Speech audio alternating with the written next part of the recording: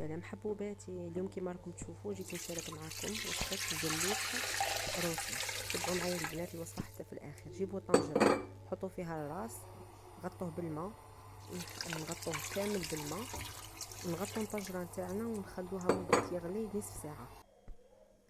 بعد ما يغلي نصف ساعه البنات هنا نخرجوا نصفوا في الماء ونحطوه في بلا ونوجدوا لا ماريناد تاعنا. عندنا هنا ملح، درت 2 مغارف ملح باش يجي بنين، درت 3 سنينات ثوم غابي، مغرف حرور كحل، فلفل اسود، شويه مغرف كركم، درت 2 مغارف فلفل احمر هنايا،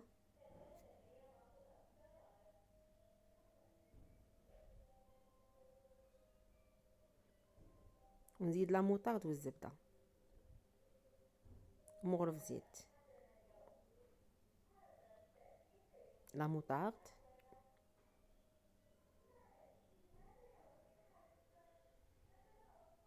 البنات. هنا لكن عندكم تعرفوا بلي الراس تاع الزليف اللي عندكم صغير، ماشي كبير بزاف، صغير يطيب بالخف، نيفيتو المرحله تاع نغلو في الماء، نديروه مباشره بلا ماريناد وندخلوه في الفرن.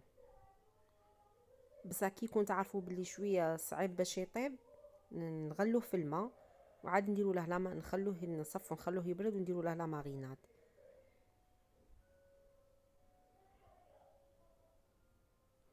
ندهنوا مليح الراس، ندهنوه مليح مليح بلا ماريناد باش يشرب هذوك لي زيبيس.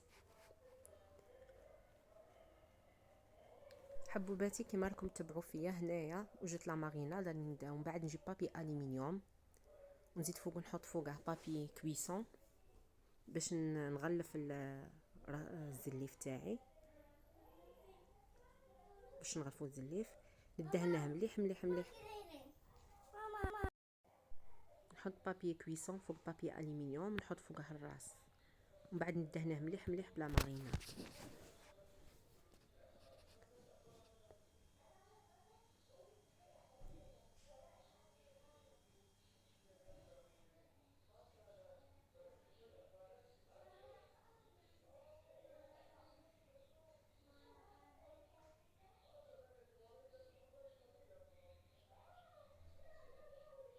البنات هذه الوصفه يجي احسن في الفرن، يجي احسن في البنه، يجي احسن من كي نطيبوه مرقه شرموله ولا بلا صوص.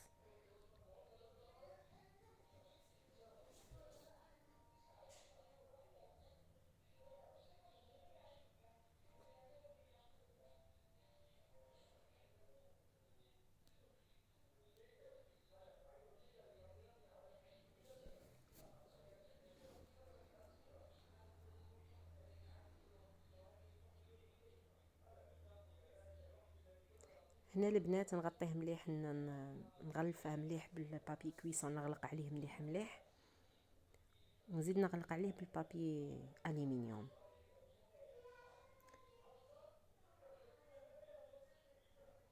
بهذه الطريقه غادي يطيب لنا بسرعه.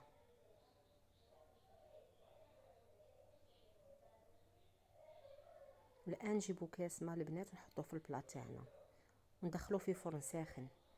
الفرن يكون ساخن في اقصى درجه، على اقصى درجه حتى 250 او اكثر. هنا نحطو كاس ماء في البلاط ندخلوه للفرن. مده الطهي غادي يشد لنا واحد الساعه. بعد ما تمر ساعه البنات نخرجوه نشوفوه لا طاب ولا ما طابش. لا لقيناه طايب ندهنوه هنا بشويه بشويه. هنا هذا السر اللي يخليه احمر ومقرمش في نفس الوقت، يعطي ديك التحميره كيما تاع المحلات. البنات لما لقيتوه عاد ما طابش نعاودو نردوه للفرن، نغلقوا عليه كيما كان. ولا لقيناه طاب البنات ندهنوه بشويه زبده وبشويه عسل. هذا هو قلت لكم السر اللي يخليه يجي احمر ومقرمش. لا لقيناه طاب نعاودو نديروا له ندهنوه بشويه عسل وزبده، حاجه قليله تاع عسل، وندخلوه في الفرن يحمر من الفوق، نشعلوا عليه من الفوق. وفي الاخير البنات ها هو جاهز معانا، طاب